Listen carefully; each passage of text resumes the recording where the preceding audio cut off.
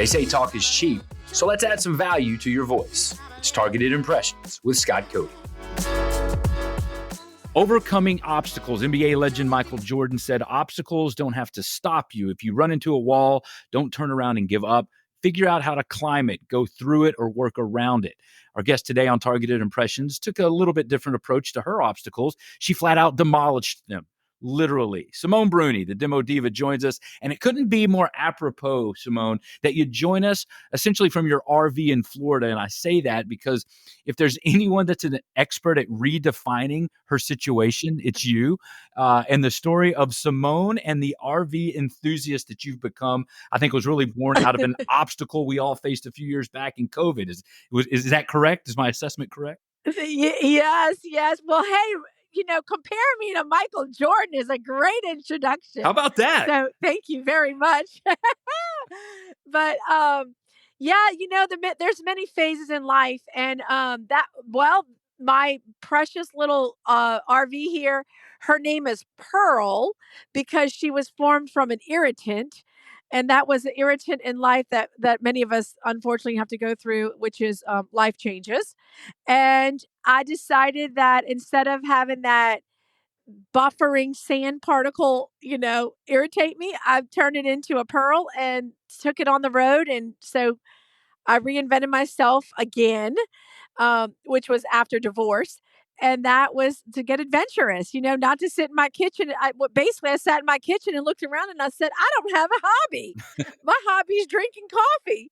And so, I take long weekends now and come over to Florida or the Mississippi Gulf Coast and just decompress. So, yep. That's awesome. And so I'm gonna reset here real quick. So the demo, you are known as the Demo Diva. So we've got some listeners outside of the New Orleans area, but I'm gonna recap your story real quick, and then you make sure that I got all the facts correct. So 2005.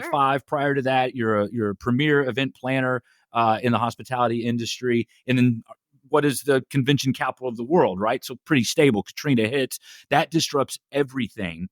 You start seeing a need with yourself, with your neighbors, and you decide, hey, they need help with their homes, but in a little bit more impactful way, literally by demolishing them. So you come up with this idea to start a demolition company. You have to redefine who it is, and then being the marketing expert that you are, you paint everything pink. You call yourself the Demo Diva. You hit the market. You're a splash. And now going on, 15 plus years, you've got this business of being one of the few, if not one of the only, female owners of a demolition company. And that is truly kind of your baseline. Now you've got you've got other little interests here and there throughout, but that is the Demo Diva story. Did I nail it or not? What else can I add? You did. You got it. I think that disaster, we all have setbacks, and there's a way that we can harness the pain to launch us, or we can allow the pain to drown us. And it's really the way you look through life and the prism that you're going to look through life, either as a victim or an overcomer. And ironically, Scott, I love telling this story.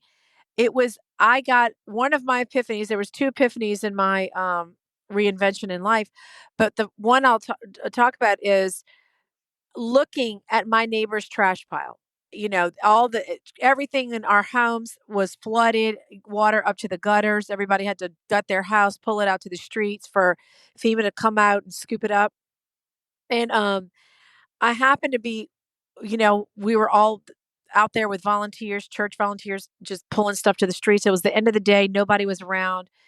And I was by myself, and I happened to walk across the street to look at my neighbor's trash pile. And in her trash pile, I saw a baby album and a wedding album. And it was in that moment that I realized I had really lost nothing. I wasn't married. I didn't have kids. I was single. I was, nimble to jump here, jump there. And I realized I didn't lose precious memories, and my neighbor did. And it really panged my heart. And it was then that I thought, her pain is greater than my pain. What can I do to help? And that was really the redefining moment to say, okay, I need to be a part of bringing healing to my community. And nor did I ever think that it would be in the trash business, but it was ironic. It was over the trash pile that, that seedling of an idea started. So that's how I said I got the idea of saying bringing help to the community. I did not think that this would turn into a business. I'll be celebrating 18 years Wow. in business in just a month. Yep. Wow. And so I've weathered many storms in that time. Um, but again, it's the way that we look at a disaster. It could have dragged me down. And I really hope that this message today reaches someone and inspires someone who's in a difficult situation. Because the workplace, Scott, as you and I both know, it's not going to be a one lane work career until for 30, 40 years anymore. And not only is it not one type of career anymore, you better have multiple lines of income, multiple skills working for you at one time, because things are moving faster. You've got to have a skill set that is flexible and broad reaching. And I looked at my weakness, which was I was single. I didn't have a family. I didn't have children. I didn't have a husband. I didn't have cousins, uncles, in the construction industry, no family members. And so what I thought was my weakness actually turned out to be my strength.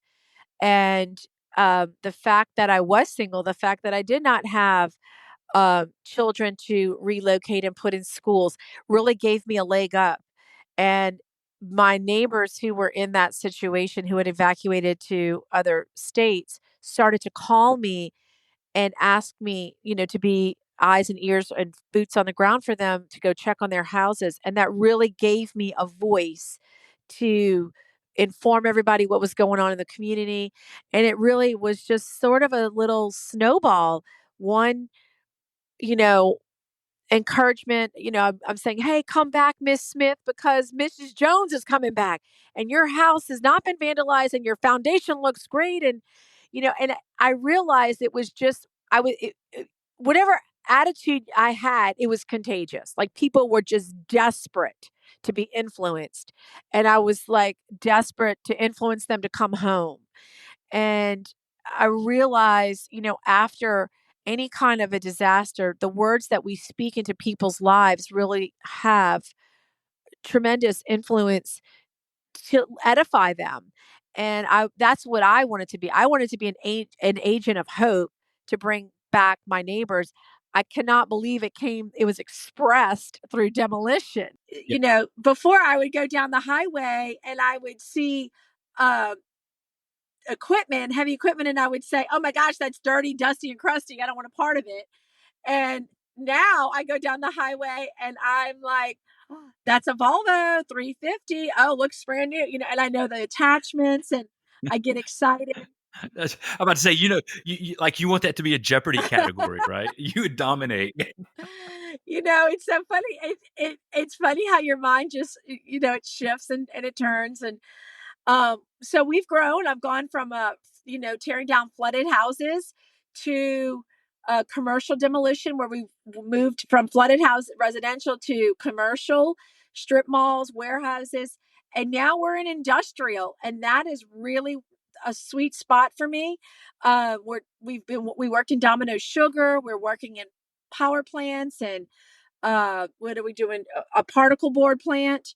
So it's been fun to see the evolution of this little girl's growing up. Well, and take me back, to go back to like the intentional communication part of this. So as you start off, you're going to these international conventions, right? Because the machinery that you're dealing with are designed and built to move large things, right? You're not going after Toro lawnmowers. These are large front end lifters and things. And talk about the crowd that was there, how they looked at you, and how you kind of had to present yourself initially when you got into the demolition business. Right. So, where my story really started was my background was hospitality, and what I really knew well was marketing and branding. I had to set my party apart from the next party, and that came through, glitz and glam headline bands or lighting or so I understood what it meant to be sort of eye candy in the convention space. And when all of that shut down, I found myself looking at all these demolition guys and construction guys and kind of just looking to see how they presented themselves. And, you know, there were farmers. These were just like your very simple family kind of men. They were not trying to be glitzy and glam. Well, I took my branding skill set, my marketing, um, my background, my education was in public relations, and I applied that to the demolition industry. So with $250, I launched my business. I actually started out targeting women. I just said, you know what, that's all I want to work with. It's just women who are scared like I am.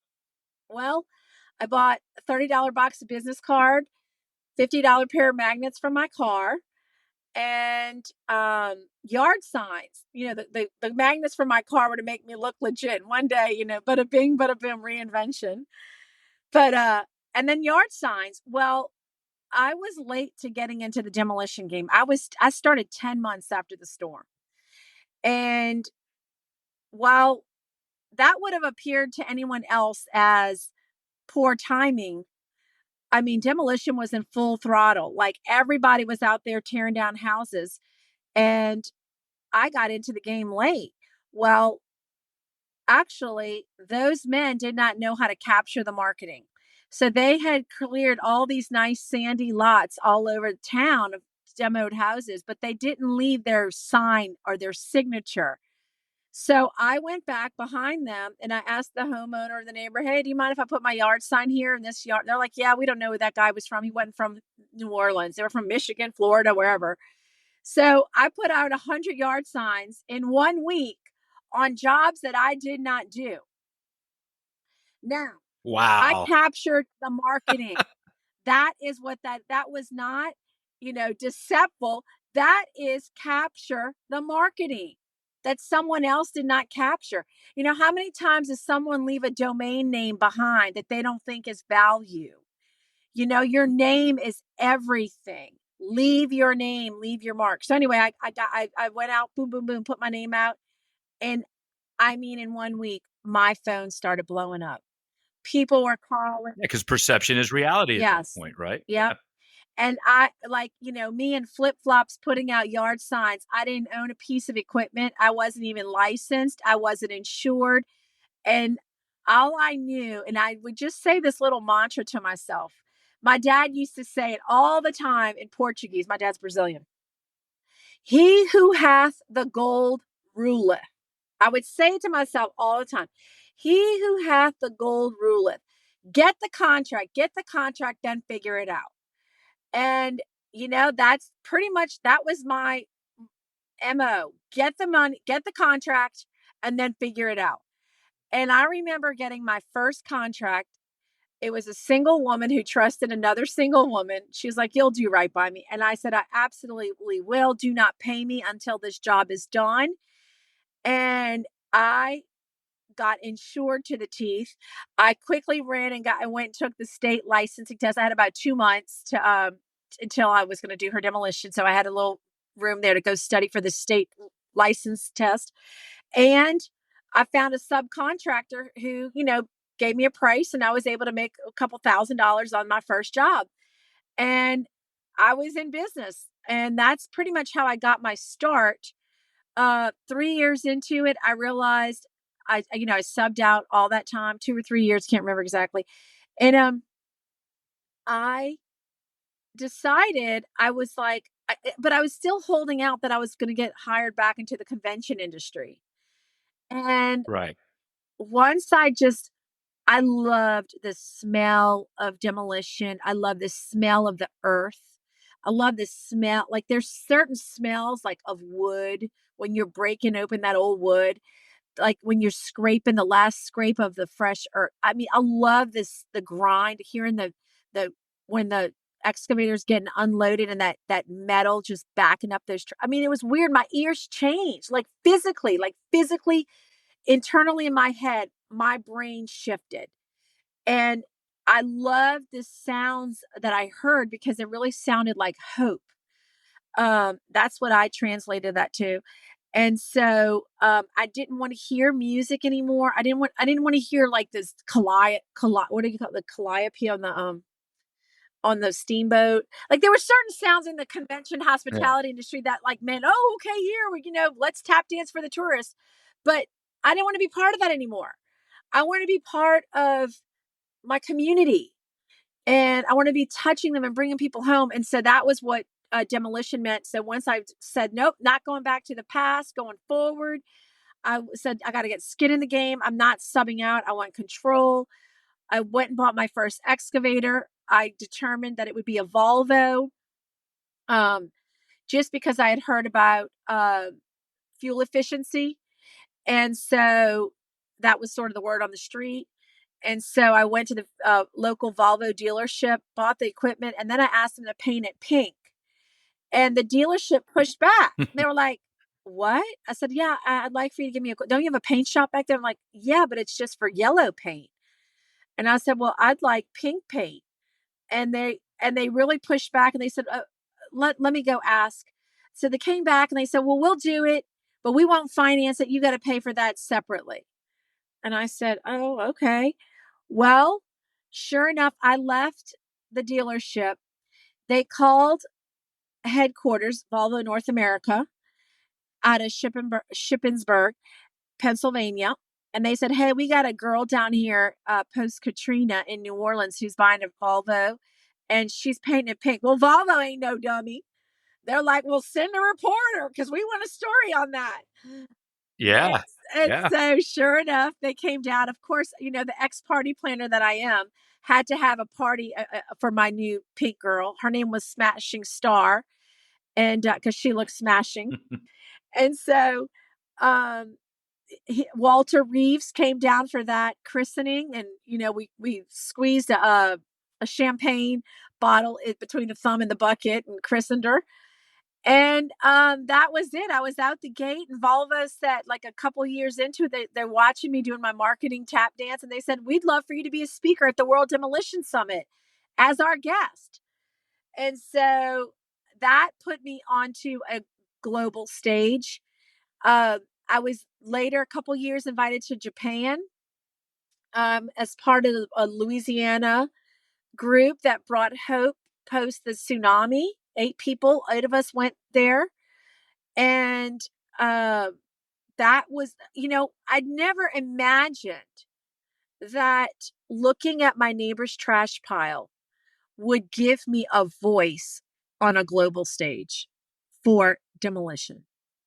And that's, And it's one thing to get that voice, it's another thing to use it, yeah, right? And I think that you've done a very good some people have that opportunity and it's just not yeah, them.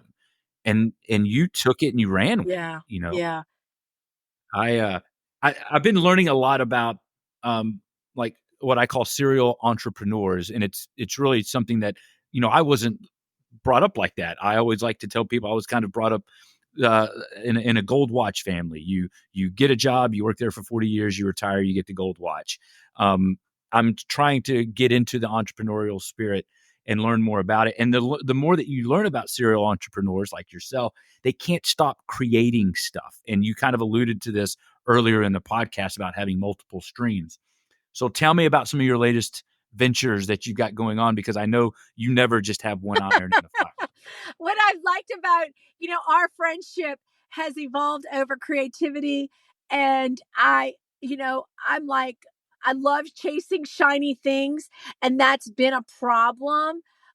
It is a very big problem. And it's hindered my growth because I get distracted. And but it's also what fuels me.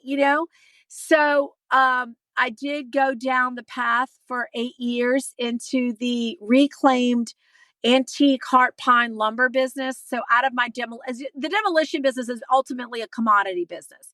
You know, you're selling bricks, you're selling copper, you're selling concrete, you're selling antique heart, you know, any kind of wood that would come out of a old warehouse, a barn, or so on.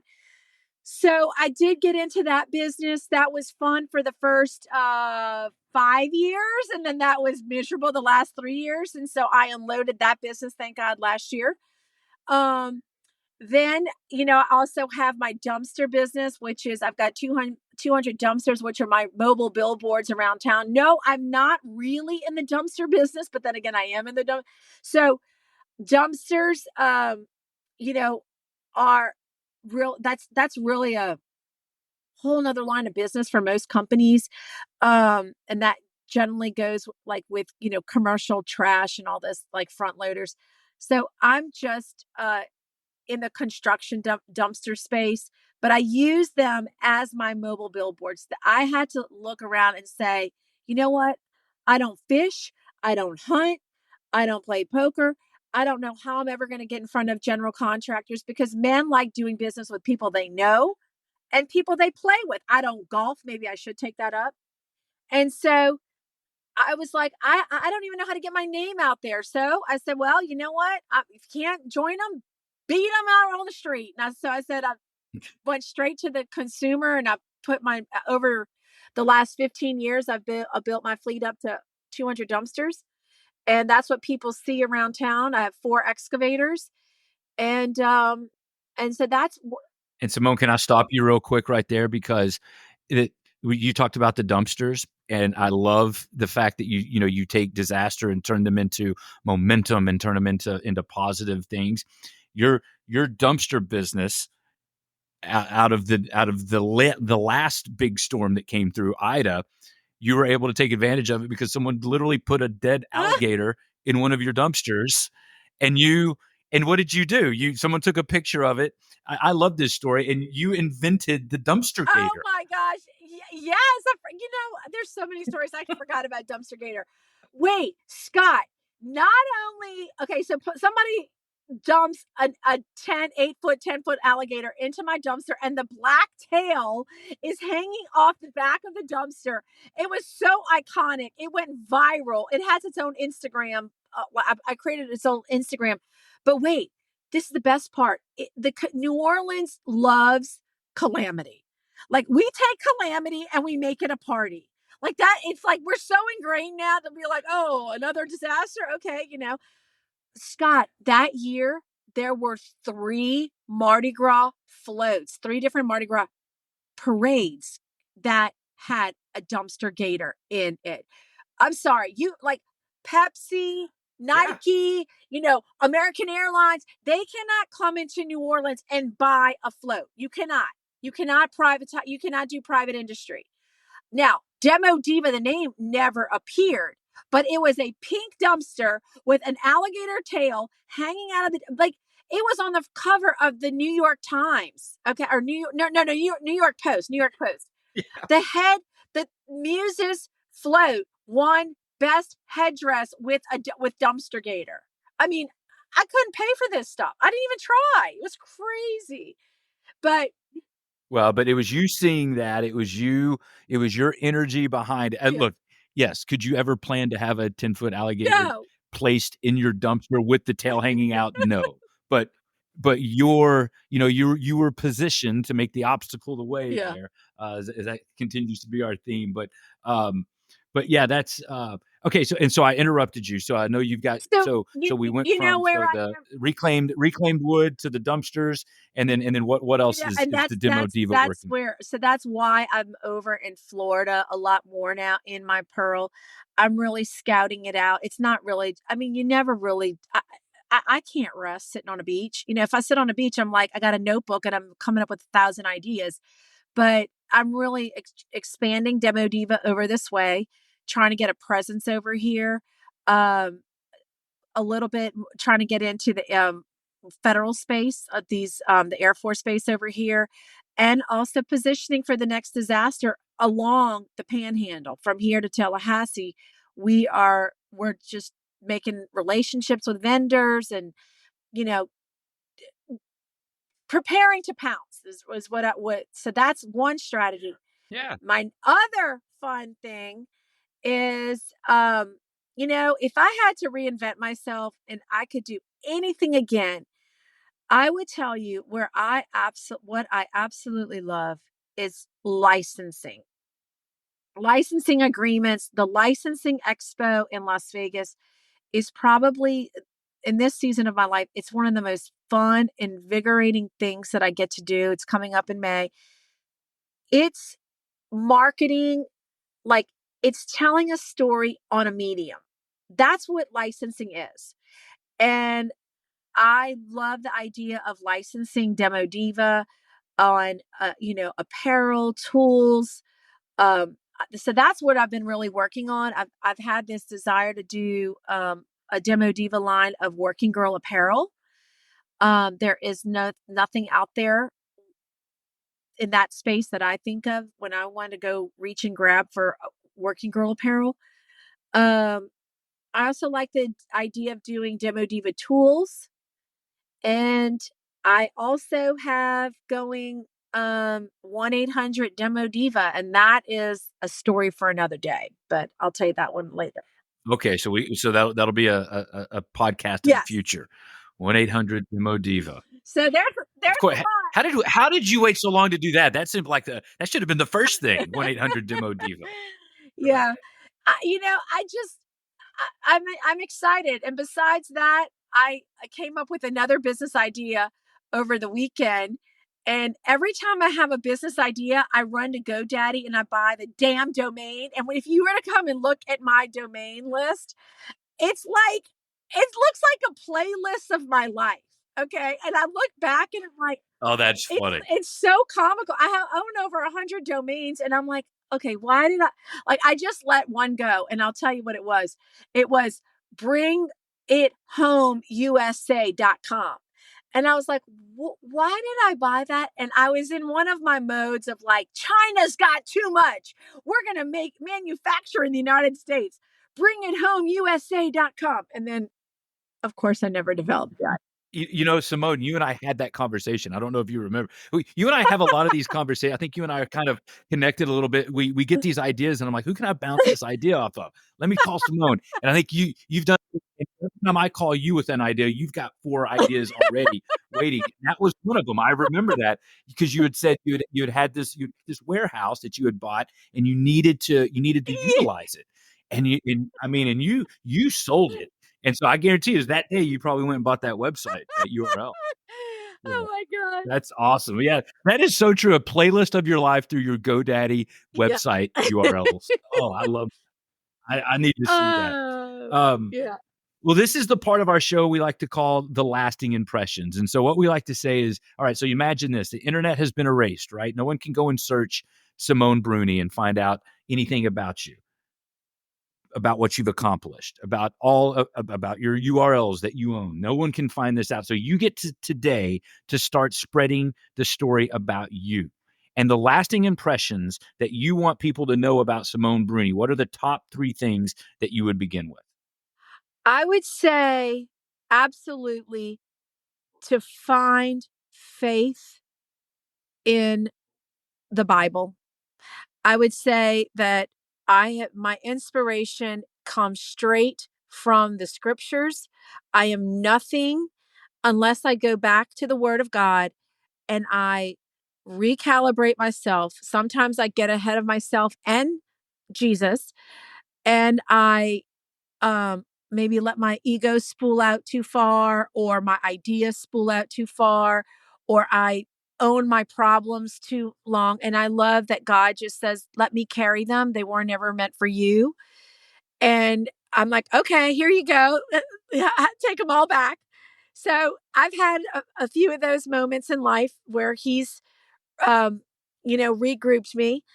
So that's the first thing. The second thing is, I would say, find your church in nature.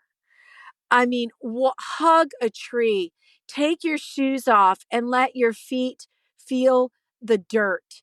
I absolutely can kiss a tree and I feel like my soul is just healed. I can, like, when I stick my hands in the mud and dirt, it's so beautiful. So that is a huge part of me. And I think the third is really my gratitude for my parents. I've had two wonderful parents, they're still with me, who have been my rock.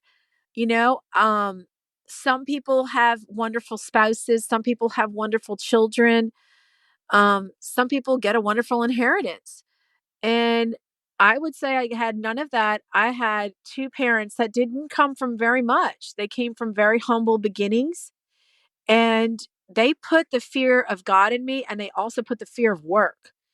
And I started working at 15, and it was never like Probably the fear of not yeah, working, that right? too. More than the fear of work. Yeah. The fear of Yeah. not working. So they really my dad was an immigrant, and I saw poverty at a very young age.